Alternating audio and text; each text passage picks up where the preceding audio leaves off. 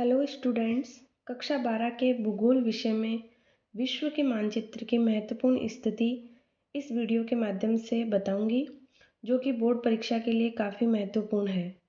Board परीक्षा में विश्व का मानचित्र 2 नंबर का आता है और इस वीडियो के माध्यम से सभी लोकेशन आप सही कर पाएंगे। तो चलिए स्टार्ट करते हैं।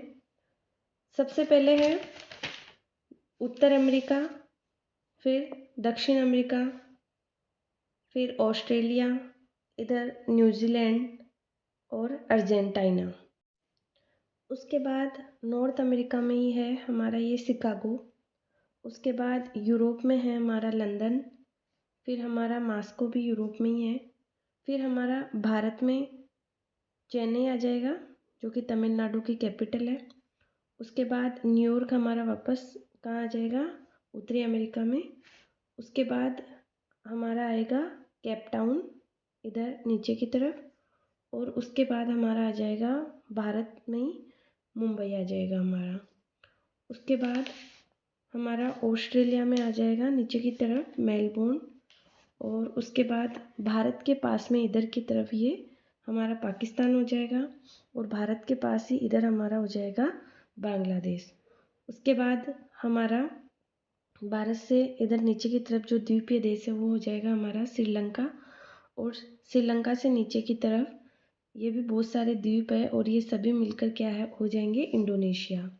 उसके बाद उत्तरी अमेरिका में हमारा हो जाएगा टोरंटो। उसके बाद हमारा दक्षिण जो अमेरिका है उसमें हो जाएगा हमारा सेंटियागो। उसके बाद भारत के थोड़ा सा ऊपर हमारा हो जाएगा इधर की तरफ ये तिब्बत। उसके बाद हमारा इधर चाइना में हो जाएगा संगाई। उसके बाद जो हमारा चाइना है उसकी कैपिटल हो जाएगी इधर की तरफ ये बीजिंग।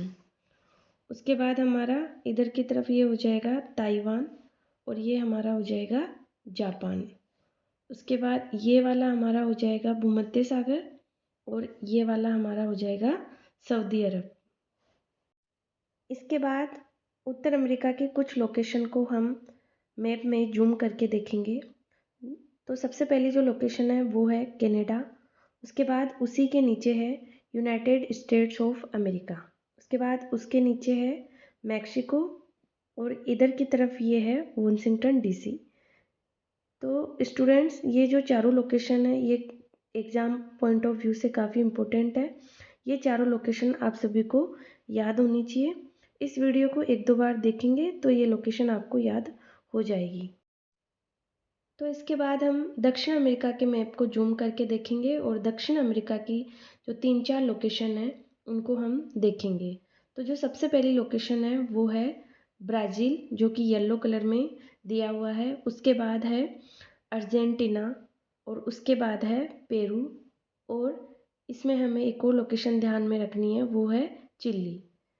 ये चारों पांचों लोकेशन हमारे एग्जाम में बार बार पूछी जाती है, तो हमें इनको ध्यान में रखना है। उसके बाद हम ऑस्ट्रेलिया के मैप को जूम करके देखेंगे और ऑस्ट्रेलिया में भी 3-4 ऐसी लोकेशन है जिनको हमें ध्यान में रखना है।